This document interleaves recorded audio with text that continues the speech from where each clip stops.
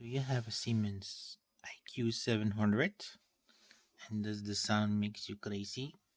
Well, today we're going to show how to remove the sound or put it lower, or if you really like the sound, to put it higher. So you press the temperature. When you put the machine on, it automatically goes to cotton. So you press the temperature sensor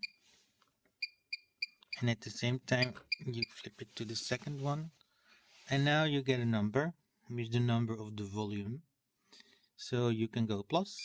You you like it, or you can put it to 0. And that's it. Just put it off, put it on, and you're done.